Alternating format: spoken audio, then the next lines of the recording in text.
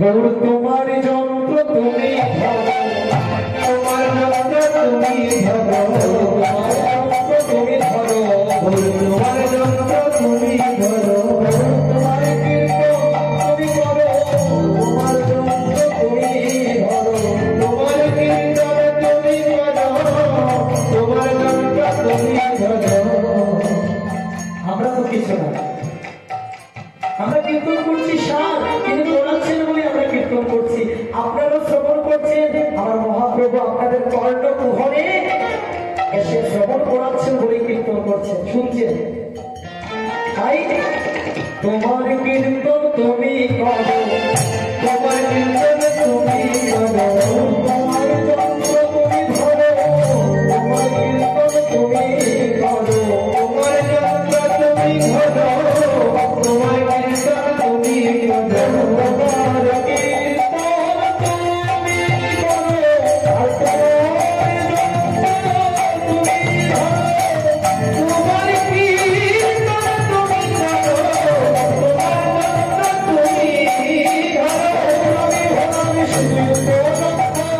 আমি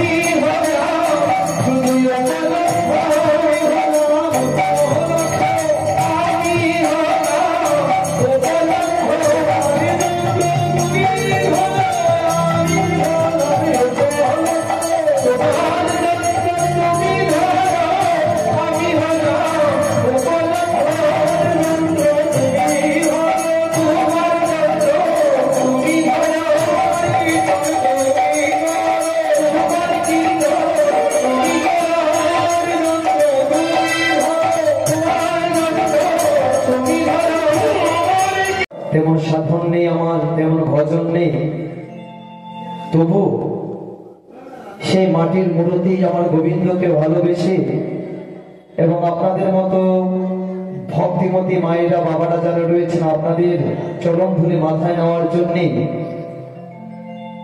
আমি কীর্তন করছি, এটাই সার।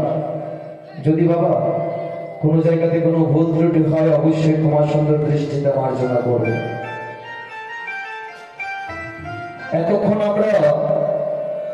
এতক্ষণ আমরা গুরু বন্ধনা গুরু ভজন আমরা আস্বাদন করলাম। কেন আমরা প্রথমেই গুরুকে স্মরণ করলাম, কেন আমরা গুরুকে প্রথম ভজন করলাম, বন্ধনা করলাম, এটা আমাদের জানতে হবে। আপনারা আমার বাবারা রয়েছেন, আপনারাও জানেন। কারণ হচ্ছে প্রহ্লাদ, ভক্ত প্রহ্লাদ তিনি নিজেই বলেছেন এই জন্মটা হচ্ছে দুর্লভ মানব জন্ম। বিভিন্ন শাস্ত্রে আমরা পাই যে এই জন্মটা হচ্ছে মানব জন্মটা হচ্ছে বলা হচ্ছে যে দুর্লভ মানব জন্ম। এই যে দুর্লভ মানব জন্ম পেয়েছি বাবা আমরা, এই মানব জন্মের প্রকৃত এবং আসল উদ্দেশ্যটা কি সেটা আমাদের জানতে হবে, সেটা আমাদের বুঝতে হবে। এই দুর্লভ মানব জন্মে উদ্দেশ্যটা কি, লক্ষ্যটা কি আমাদের জানতে হবে। যে না, জন্ম পেয়েছি, আমার জীবনের উদ্দেশ্য হচ্ছে কিভাবে আমি আমার একতলা বাড়িকে আমি 5 তলা বানাবো, কিভাবে আমি নিজের ব্যবসাটাকে উন্নত করবো। বাবা আস্তে গো, কেউ কথা কইবা না। আমরা যারা আছি কৃষ্ণ ভক্ত মায়েরা বাবারা, আমরা সবাই আপনাদের চরণে মাগো, একটা নিবেদন থাকবে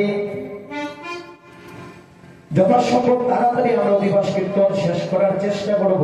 আপনারা যদি বলেন 3-4 ঘন্টা করা, আপনারা যদি থাকেন তবে আমরা 3-4 ঘন্টা 5 ঘন্টা কীর্তন করব। আপনাদের কাছে নিবেদন আপনারা থাকার চেষ্টা করবেন। যেহেতু অনেক কাজকর্ম ফেলে, অনেক কাজকর্ম সেরে আপনারা এখানে এসেছেন, কিছুটা নিয়ে যাবেন তো মা। শুধু আসলেন আর গেলেন তাহলে তো হবে না। যেহেতু এখানে শ্রীঅঙ্গনে আমরা এসেছি আজকে কিছুটা বুঝে যাব, কিছুটা যদি গৌর সুন্দরের বাতাস লেগে, প্রেমের বাতাস লেগে আমার মধ্যে যদি একটু প্রেমের উদয় হয়, এটাই তো স্বাভাবিক। তো এই দুর্লভ মানব জন্ম পেয়েছি, দুর্লভ মানব জন্মের উদ্দেশ্য কি যে একতলা বাড়িকে 10 তলা কিভাবে বানাবো, নিজের ব্যবসাটাকে কিভাবে উন্নত করবো, এটা কি বাবা? আসলে বাবা এটা উদ্দেশ্য হতে পারে, কিন্তু এটা মুখ্য এবং প্রকৃত উদ্দেশ্য নয়। মানব জীবনে আমার ব্যবসাটাকে কিভাবে উন্নত করব, নিজেকে আরো কিভাবে উন্নত করব, এটা উদ্দেশ্য হতে পারে, লক্ষ্য হতে পারে, কিন্তু আসল উদ্দেশ্য শাস্ত্র বলছে এটা আসল উদ্দেশ্য নয়। আসল উদ্দেশ্যটা হচ্ছে আমার সে রাধা গোবিন্দে রাতুল চরণ প্রাপ্তি। ও বাবা, এই দেহের মধ্যে যতদিন শক্তি থাকবে বাবা, যতদিন ধন থাকবে, সম্পদ থাকবে, তত মাটির মূর্তি আমার মাটির মূল থেকে মানতে একটু বাঁধবে বাবা। কেন জানেন? আপনার মধ্যে কোনো অভাব নেই, আপনার মধ্যে অভাব নেই। আপনার জন আছে, পরিজন আছে, ধন আছে, সম্পদ আছে, সবকিছু আপনার আছে, আপনার অভাব নেই। তো যে অভাবের কারণে আমার গোবিন্দের, রাধা গোবিন্দের চরণে শরণাপন্ন হবে, অভাব নেই তো। কিন্তু বাবা এটা তো বাস্তব, এটাও বাস্তব যে এই ধন জন যৌবন চিরদিন থাকবে না। গান আছে না, চিরদিন কাহারও সমান নাহি যায়, আজকের যে রাধা ধীরাজ কাল সে ভিক্ষা চায়।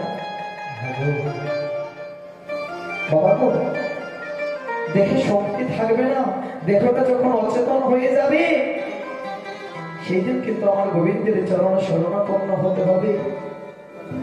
আজকে আপনি হয়তো অনুধাবন করতে পারছেন না, আপনি হয়তো আজকে এটা অনুভব করতে পারছেন না, কেননা আপনার মধ্যে শক্তি আছে, আপনার অনেক ধন আছে, সম্পদ আছে, এই সংসারকে আপনি দিতে পারছেন। কারণ এই সংসারটা হচ্ছে এমন একটা মায়ার সংসার বাবা, যেটা শুধু নিতে জানে, কখনো দিতে জানে না বাবা। এই সংসারটা শুধু নিতে জানে, দিতে জানে না। যেদিন আপনার দেহটা অচেতন হয়ে যাবে, যেদিন আপনার দেহের মধ্যে শক্তি থাকবে না, যেদিন আপনি আপনার সংসারকে দিতে পারবেন না, সেদিন অবশ্যই আমরা সবাই একদিন হলেও বুঝবো, একদিন আমরা সবাই বুঝবো, যেদিন সংসারকে দিতে পারবো না, ভাইকে ভালোবাসা দিতে পারবো না, বোনকে ভালোবাসা দিতে পারবো না, বউকে ভালোবাসা দিতে পারবো না, মাকে বাবাকে, সেদিন আমরা অনুভব করব। তাই দেখো থাকিতে সবল করি বলো, কারণ হচ্ছে মা শাস্ত্র কি আগে জানতে হবে। শাস্ত্র কি? ও বাবা, আপনারা যদি কৃপা করে এখানে বসে শ্রবণ করো, আমার মনে হয় আনন্দ হবে বাবা আপনাদের। ও বাবা আইন, বাবা আইন, সকলে মিলে কীর্তন করি, আইন আইন বাবা আইন না। যদি আপনাদের অসুবিধা না হয় এখানে বসে আস্বাদন করুন, আমরা সবাই মিলে কীর্তন করব। তো শাস্ত্র কি এটা আমাদের জানতে হবে। শাস্ত্রটা কি বাবা? এই বিশ্ব ব্রহ্মাণ্ডের মধ্যে যা সত্য, যা সত্য তাই হচ্ছে শাস্ত্র। আপনি বলুন গণিত শাস্ত্র, এটা শাস্ত্র তো বাবা? গণিত একটা শাস্ত্র তো। গণিত শাস্ত্র বলুন, পদার্থ শাস্ত্র বলুন, ইতিহাস শাস্ত্র, দর্শন শাস্ত্র, সবগুলি শাস্ত্র। আর শাস্ত্র কখনো ভুল প্রমাণ দেয় না, শাস্ত্র কখনো ভুল কথা বলে না। তাহলে শাস্ত্রকে আমাদের মানতে হবে। আজকে হয়তো আমি মানছি না, কিন্তু কালকে আপনাকে শাস্ত্র মানতে হবে, শাস্ত্র অনুযায়ী জীবনটাকে চালিত করতে হবে। তাই এই যে মানব জন্মের উদ্দেশ্য হচ্ছে আমার রাধা গোবিন্দের রাতুল চরণ প্রাপ্তি। আর রাধা গোবিন্দের রাতুল চরণ পাওয়ার জন্যই সবাইকে যেতে হবে আপন আপন গুরুর কাছে। কেননা আমরা সবাই জানি গুরু ব্রহ্মা গুরু বিষ্ণু গুরুদেব মহেশ্বর।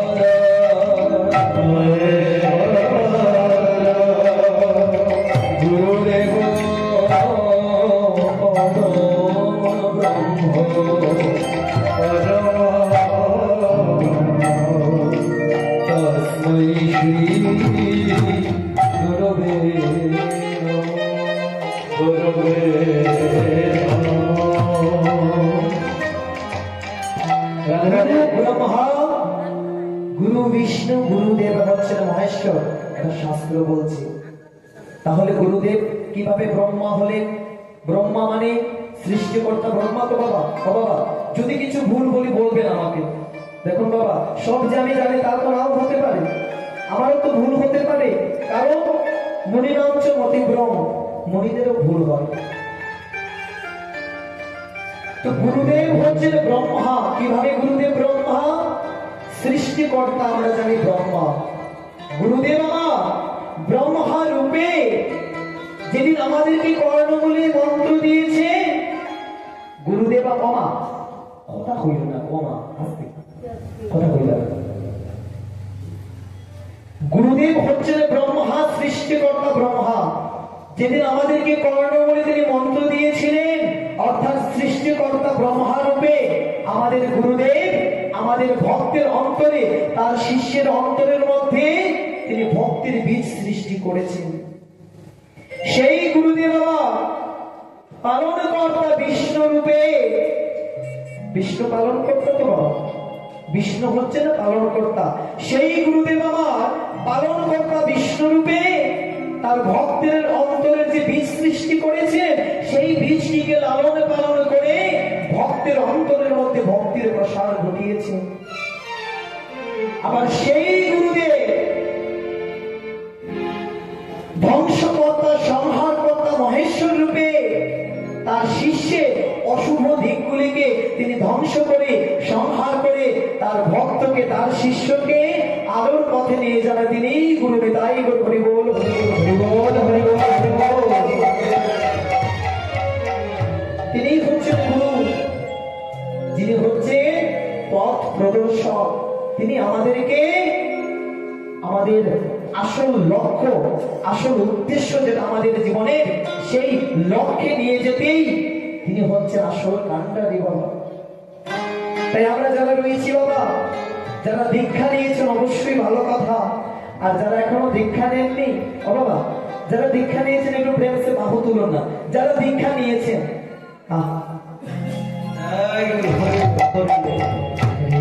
ঠিক আছে, যারা দীক্ষা নিয়েছে তারা আগে থেকে রাস্তাটা ধরেছে না, সঠিক রাস্তাটা ধরেছে না বাবা।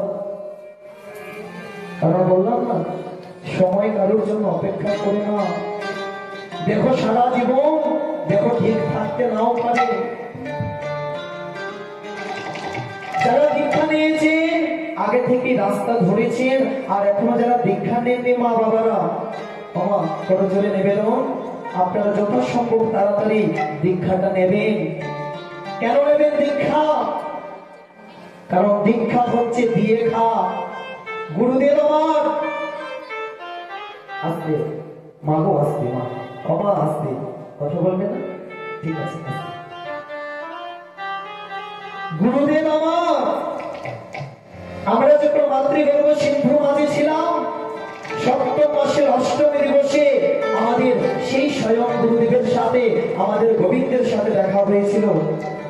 সেই মাতৃগর্ভ সিন্ধু মাঝেও আর গোবিন্দকে বলেছিলাম, হে গোবিন্দ গো, তুমি এমন একটা জায়গাতে আমাকে রেখেছো যে জায়গাতে কোনো আলো নেই, এখানে তো অন্ধকার, তুমি আমাকে কৃপা করে এই অন্ধকার জায়গা থেকে আমাকে মুক্তি দাও। সবাই বলেছিলাম গোবিন্দ গো, আমাকে এই অন্ধকার জায়গা থেকে আমাকে মুক্তি দিয়ে আলোর পথে নিয়ে চলো। কিন্তু বৎস, তোমাকে আমি তো মুক্তি দেবো, তুমি আমাকে কি দেবে? কারণ কিছু পেতে হলে তো কিছু দিতে হয়। তোমাকে আমি মুক্তি দিলে তুমি আমাকে কি দেবে? সকলেই করজোড়ে গোবিন্দকে প্রতিশ্রুতি দিয়েছিলাম, গোবিন্দ গো, জানো গোবিন্দ, এই মায়াতে ডুবে মায়াতে মজেও আমি যা খাবো তোমাকে দিয়ে খাবো, আমি সদাই তোমার গুণগান কীর্তন করব। কিন্তু কই, যখন ভূমিষ্ঠ হলাম, এমন এক সংসারে আমাদেরকে গোবিন্দ পাঠাইছে, যে সংসারের মধ্যে শুধুই মায়া আর মায়া, সেই মায়াতে মজে মায়াতে ডুবে সেই প্রতিশ্রুতির কথায় আমরা ভুলে গেলাম, ভুলে গেলাম।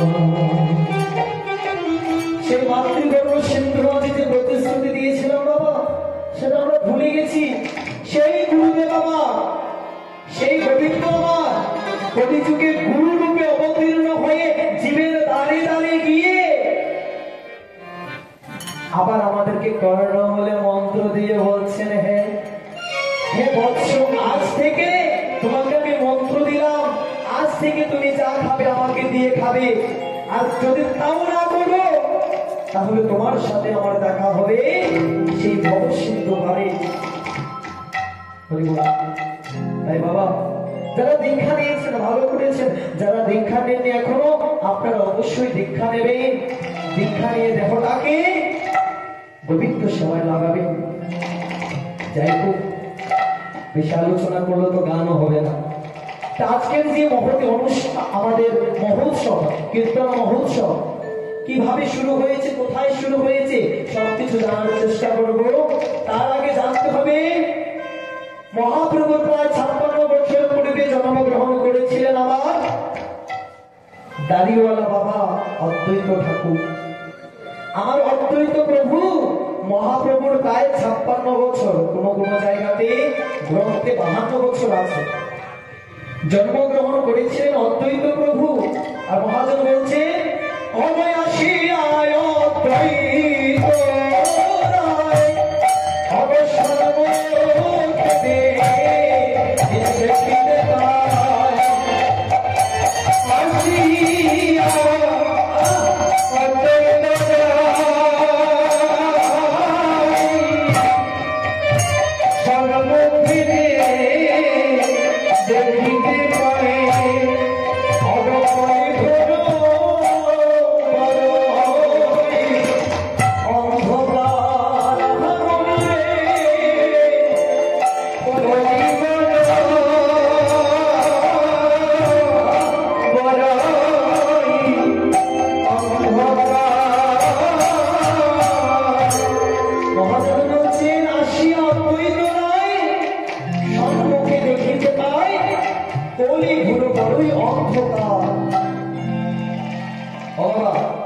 অন্ধকার কখন হয় বাবা? যখন আলো থাকে না তখন অন্ধকার হয়। আর আমরা জানি সকল আলোর উৎস হচ্ছে সূর্য। তাহলে কি মহাজন যেভাবে লিখেছেন, পথ দিয়েছেন, সেই সময় কি সূর্য ছিল না? সেই সময় কি সূর্য ছিল না? না, সূর্য ছিল বটে, কিন্তু কলির জীব মায়াতে মধ্যে বিষয় নিয়ে এত ব্যস্ত যে তারা কৃষ্ণ গুণগান শুনতে চায় না।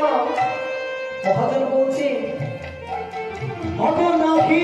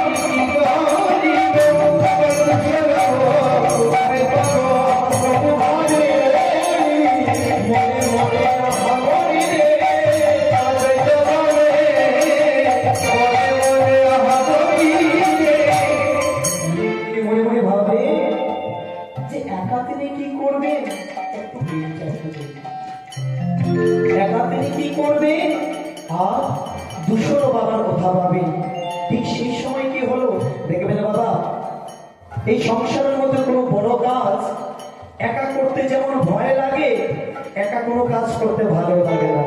কেননা আমরা জানি সবে মিলি করি কাজ, হারি জিতে নাহি নাচ। তিনি ভাবছেন একা তিনি কি করবেন, আমার দুঃসময় কথা হবে। ঠিক সেই সময় কি হলো, হেন কালে আচম্বিত হরিদাস উপনীত, হেন কালে আচম্বিত হরিদাস উপনীত, আহারে দেখিয়া হিরণ্যা,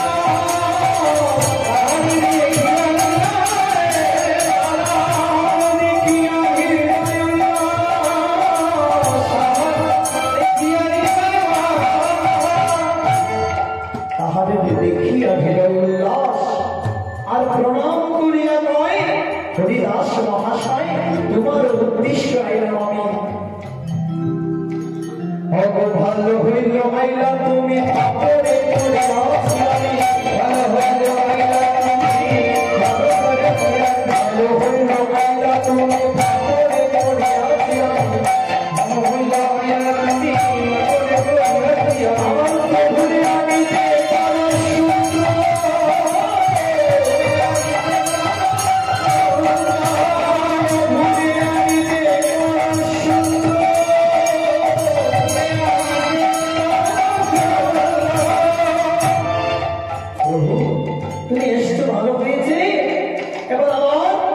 আমার প্রভুরে আমি যে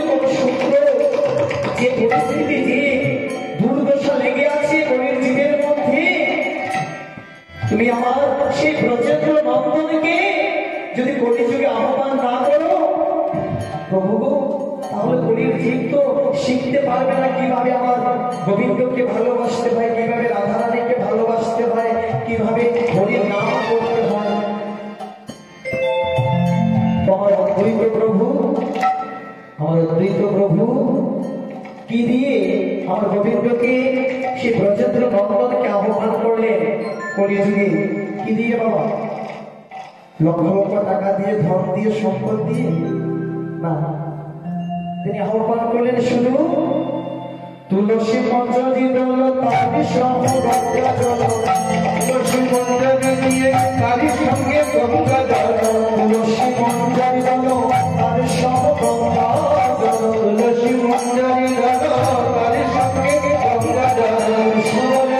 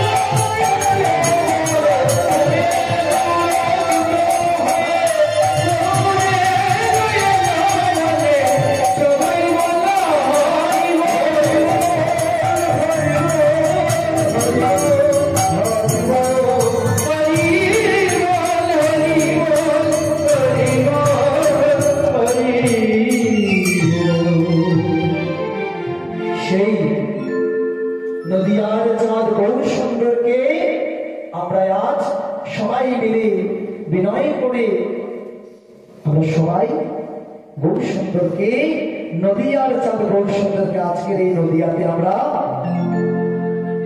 আমন্ত্রণ জানাবো। হে গৌর হরি, তুমি কৃপা করে তোমার শান্ত পাঙ্গ নিয়ে, তোমার ভক্তগণ নিয়ে তোমরা পঞ্চতন্ত্রে একজুট হয়ে আমাদের এই আসনে, এই শ্রী অঙ্গনে, শ্রীবাস অঙ্গনে তুমি কীর্তন করো। আমাদের কীর্তনটা চালিয়ে দাও, আমাদেরকে প্রেম পরিশ্রম করো। সবাই মিলে একটু প্রেম সে একটু উলুধ্বনি করবেন মায়েরা, আর বাবারা একটু হরিধ্বনি করবেন। তাই বল হরি বল, হরি বল, হরি বল, হরি বল, হরি বল, হরি বল।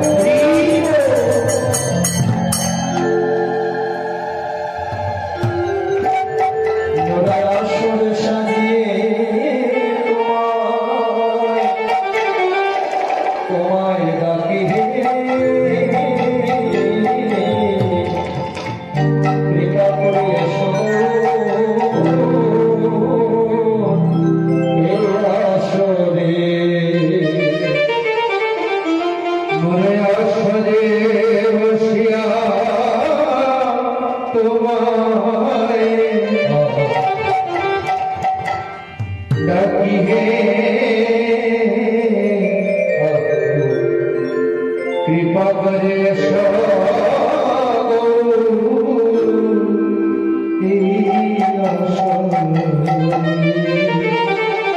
मोरा आशर साजिए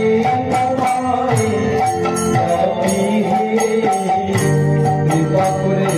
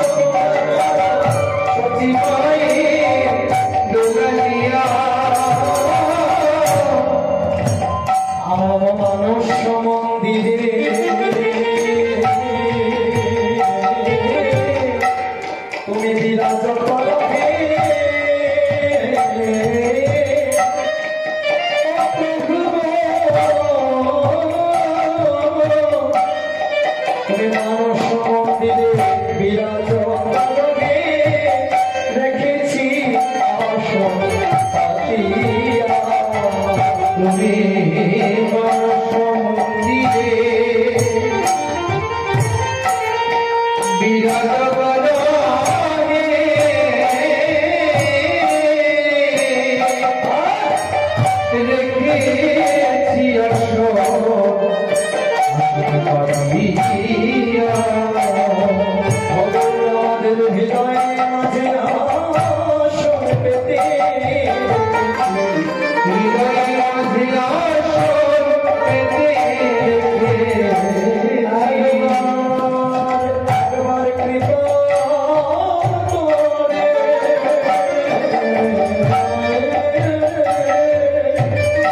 তুমি সবর ভরি আমাদের হৃদয়ে মাঝে আসন পেতে রেখেছি দীপা করে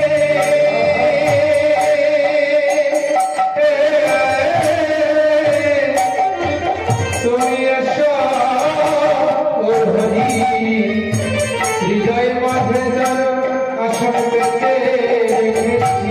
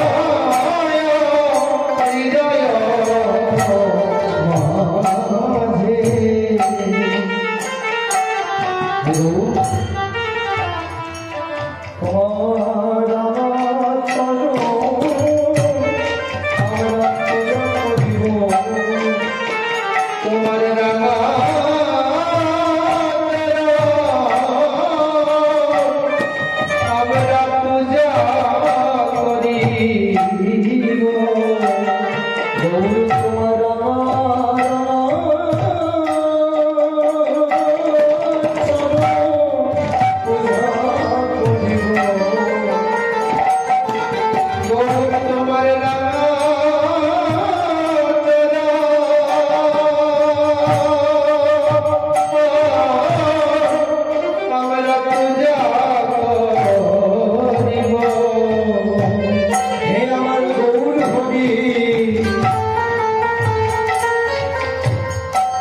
তোমার চরণ খুঁজব বলে যে আমাদের কাছে কিছুই নেই, কিছুই নেই।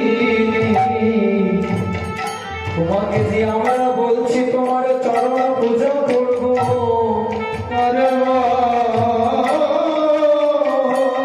কিন্তু তোমার চরণ পূজা করার জন্য আমাদের কাছে তো ধন নেই, সম্পদ নেই, ধন সম্পদ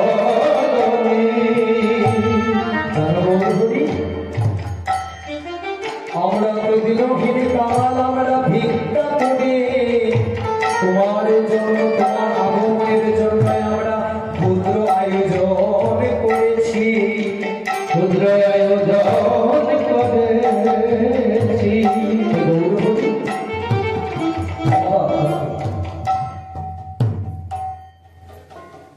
এই যে পথ, গৌর হরিকে ভালোবাসার যে পথটা বড়ই বাবা কঠিন।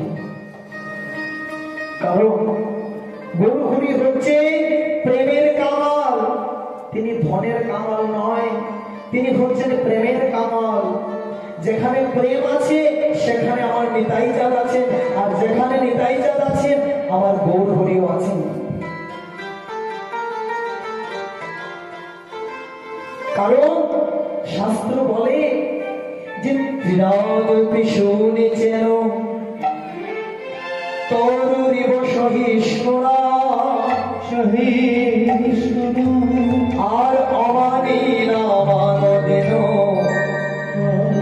কীর্তনিয়া সদা হরি, সদা হরি। কারণ গৌর হরিকে পেতে হলে মনের মধ্যে দীনতা থাকতে হবে। শাস্ত্র বলে যে ত্রিনাদ বিষ্ণু যেন আমাদের মনটা তৃণ থেকে আরো নিচ হতে হবে না। কেননা আমরা যে এই রাস্তা দিয়ে পায়ে হেঁটে এসেছি, হয়তো রাস্তাটা একটু পিচ রাস্তা, কিন্তু এই মাঠের মধ্যে যে আমরা পায়ে হেঁটে এসেছি, কত ঘাসকে, কত তৃণকে আমরা পদাঘাত করে এসেছি না বাবা?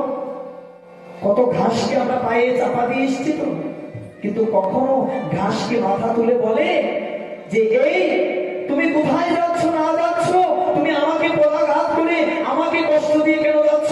কখনো বলে বাবা? কখনো বলে না। তাহলে কি ঘাসের প্রাণ নেই? আচার্য জগদীশ চন্দ্র বসু তিনি প্রমাণ করেছেন গাছের প্রাণ আছে। তো হ্যাঁ, গাছের প্রাণ আছে, কিন্তু গাছের মধ্যে সহিষ্ণুতা রয়েছে। তরুরিব সহিষ্ণুরা, সহন করার ক্ষমতা, সহ্য করার ক্ষমতা রয়েছে। অর্থাৎ আমরা যারা বৈষ্ণব আছি জগতে, আমরা যারা কীর্তনী আছি জগতে, শুধু কীর্তন করলে চলবে না বাবা। যদি মনের মধ্যে দীনতা না থাকে, মনের মধ্যে যদি প্রেম না থাকে, তাহলে লাভ হবে না। যত ভালো কীর্তন করি না কেন আমার মতো অধম, লাভ হবে না, গৌর হরিকে পাওয়া যাবে না। মনের মধ্যে দীনতা থাকতে হবে। এত সুন্দর জাঁকজমক আয়োজন করেছি, তারপরেও একটা দীনতা থাকতে হবে আমাদের মনে। গৌর হরি গো, তোমাকে যে আমরা আহ্বান করছি যে তোমার চরণ ধৌত করবো, তোমার চরণ পূজা করবো, তোমার রামাচরণ যে পূজা করবো, পুজো করবো, জানো গৌর হরি মঞ্চ আর তুলসী দিয়ে তোমার রামাচরণ পূজা করিব। মঞ্চ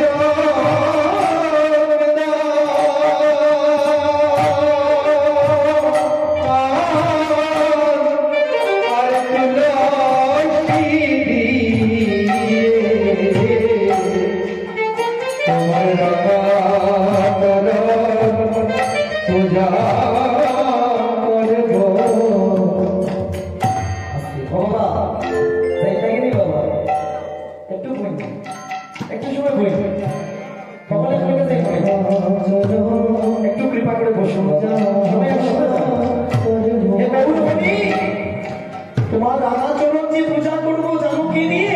আমার কাছে ধন নেই, সম্পদ নেই, কিছু নেই, শুধু মনের চন্দন আর তুলসী পত্রে তোমার চরণ পূজা করবো।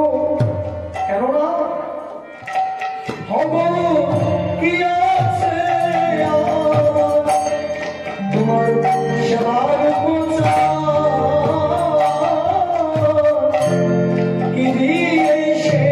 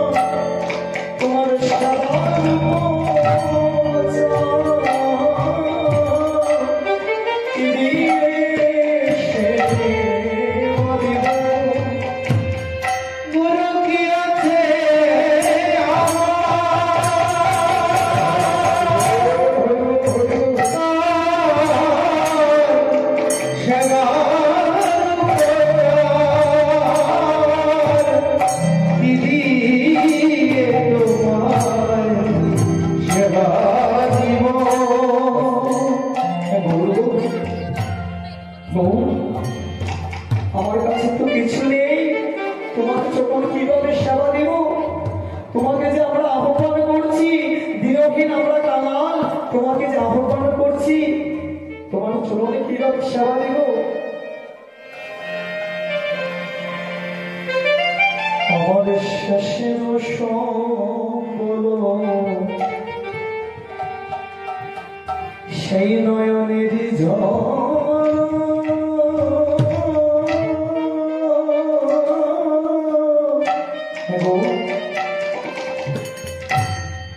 তুমি যেদিন আমাকে জন্ম দিয়েছিলে সেই দিন থেকে আমি মনের আকৃষ্ট নিয়ে তোমার চরণ আমার নয়নের জলে ধৌত করে তোমার চরণে সেবা করব। কিন্তু তুমি যে আমাকে এমন একটা সংসারে পাঠালে,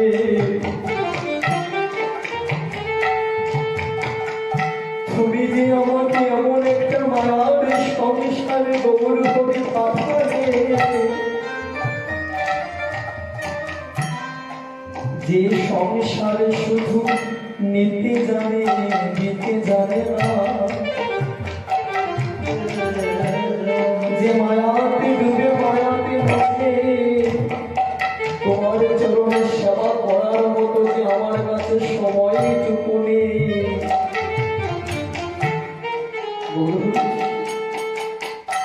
যেদিন জন্মগ্রহণ করেছিলে, আমাকে জন্ম দিয়েছিলে,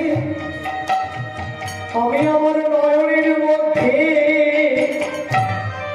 আমার নয়নের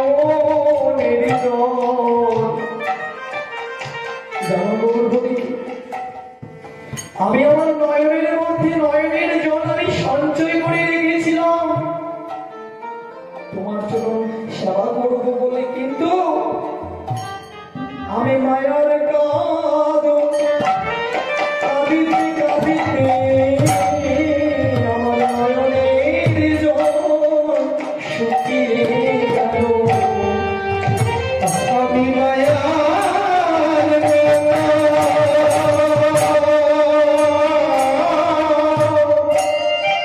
কাঁদিতে কাঁদিতে আমার নয়ন নয়ন জল শুকাইয়ে গেল।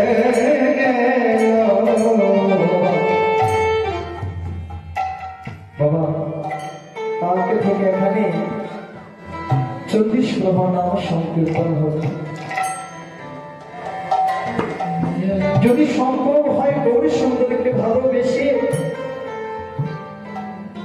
আমার প্রেমের ঠাকুর নিতাই চাঁদকে ভালোবেসে যদি সম্ভব হয় বাবা, যদি লজ্জা হয়, একটু গোপনীয় ভাবে দুফোঁটা নয়নের জল দিয়ে যাবে না বাবা, দুফোঁটা নয়নের জল দিয়ে যাবে। কারণ আমার মতো অভক্ত, আমার মতো অধম, সেই সংসারের চাপে, সংসারের জন্য কাঁদিতে কাঁদিতে নয়নের জলটা শুকিয়ে ফেলেছি।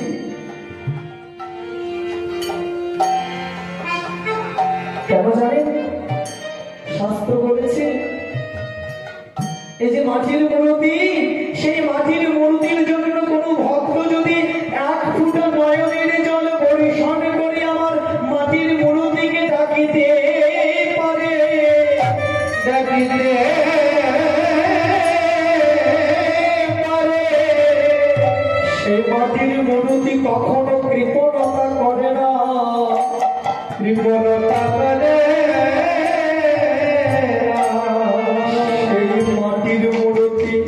সেই ভক্তের জন্য এক ফোঁটা নয়, সেই ভক্তের জন্য হাজারো হাজারো নয়নের জলে পরিশোধ করে সেই ভক্তকে আমার গৌর হরি, আমার গোবিন্দ হৃদয়ে ধারণ করেন। তাই গৌর হরি হরি বল, হরি বল, হরি বল। তাহলে শাস্ত্র বলল, যদি আমার গৌর সুন্দরকে এক ফোঁটা নয়নের জল, বেশি লাগবে না, এক ফোঁটা নয়নের জল পরিশ্রম করলে যদি দেখা যায়, তবে শেষের দিনে যে তুমি নাচিতে নাচিতে হাসিতে হাসিতে ভবনদী পার হয়ে যাবে, ভবনদী পার হয়ে যাবে, সেদিন তোমাকে তো আর কাঁদিতে হবে না, কাঁদিতে হবে না, সেদিন আমাদের আর কাঁদিতে হবে না, অনায়াসে আমরা ভবনকে পার হয়ে যাব। যদি আমার গোবিন্দের চরণে নয়নের জল গোপনেই আপনি দেন, লজ্জা করে তো সংসারটা তো ছলনার সংসার, লজ্জা হবে, কারণ শুধু ছলনা চলছে, লজ্জা হতে পারে, গোপনীয় ভাবে দেন না, যে জানার তিনি তো জানবেন। যাই হোক বাবা, মহাজন বলছে, যত যদি পড়ে থাকে ওই লক্ষ জনার মাঝে, যত যদি পড়ে থাকে লক্ষ জনার মাঝে, যদি ফোনে করে বাজে, যান্ত্রিক বিহনে যন্ত্র বাজে না বাজে না, যন্ত্র বাজে না বাজে না, যন্ত্র বাজে না বাজে,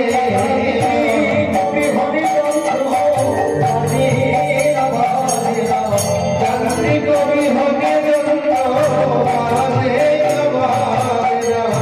আমি হব তোমার যন্ত্রগান, তুমি যন্ত্রধারী, আমি হব যন্ত্রগান, তুমি যন্ত্রধারী, আমি হব তোমার যন্ত্রগান, তুমি যন্ত্রধারী, আমি হব তোমার, তুমি যন্ত্রধারী,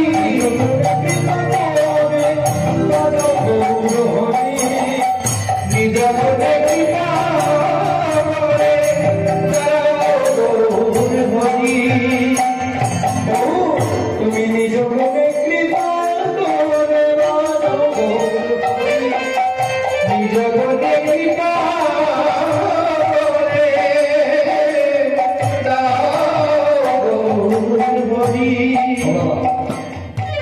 ভালো করে বাস্তবটা বুঝবে, বাস্তবটা চিন্তা করবে। যন্ত্র যদি পড়ে থাকে লক্ষ জনের মাঝে, হাজার হাজার জনের মাঝে যন্ত্র পড়ে রয়েছে, যদি যন্ত্র বাজাতে না জানি তাহলে তো লাভ হবে না বাবা, ঘুম পেয়ে যেতে পারে। যন্ত্র যদি পড়ে থাকে লক্ষ জনের মাঝে, আমার মহাপ্রভু যদি কৃপা করে যন্ত্র না বাজান, তাহলে কখনো যন্ত্র বাজবে না। এই যে যন্ত্র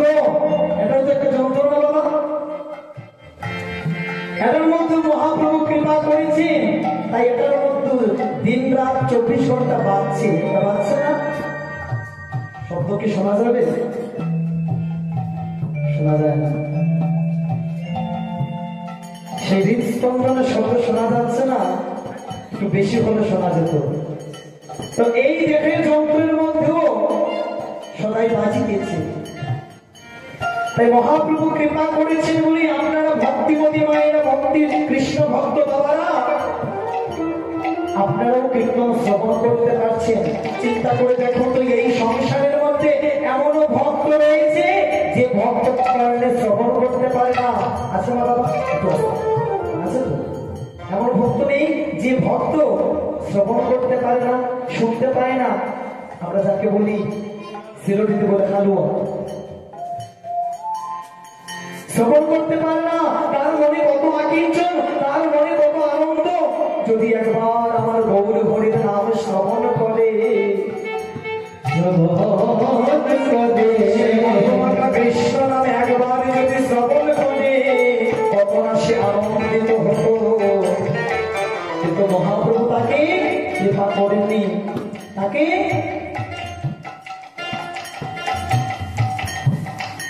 ওইভাবেই সংসারে পাঠিয়েছেন। এমনও ভক্ত রয়েছে, আমি বলি, আমি গর্ব করে বলি, আমার মহাপ্রভু আমাকে কৃপা করেছেন। বাবা কিভাবে কৃপা করেছেন? এই সংসারের মধ্যে এমনও ভক্ত আছে বাবা যে কথা বলতে পারে না, আছে না বাবা? যে ভক্ত কথা বলতে পারে না, যদি কথা বলতে না পারে তাহলে মহাপ্রভুর কীর্তন করবে কি করে? অবশ্যই এটা গর্বের বিষয় না যে মহাপ্রভু আমাকেও কৃপা করেছেন, যে কৃপা বলে আমি আপনাদের মতো বৈষ্ণব ভক্তিমতী মায়েদের সম্মুখে, বাবাদের সম্মুখে দাঁড়িয়ে কীর্তন করতে পারছি।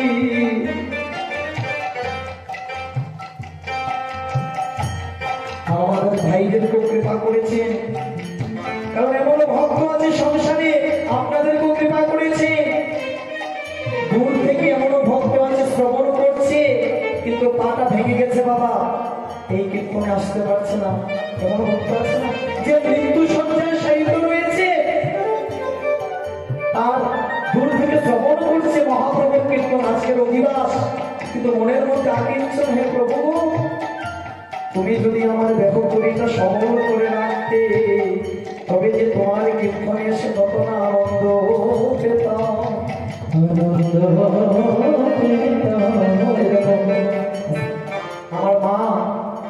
আমার মা এসেছেন, অনেক বয়স্ক মা, মহাপ্রভুর কৃপা বলে এসেছেন। আমার মা বসতে অসুবিধা হচ্ছে, মহাপ্রভু ব্যবস্থা করে রেখেছেন, ওনার বসার ব্যবস্থা করে রেখেছে।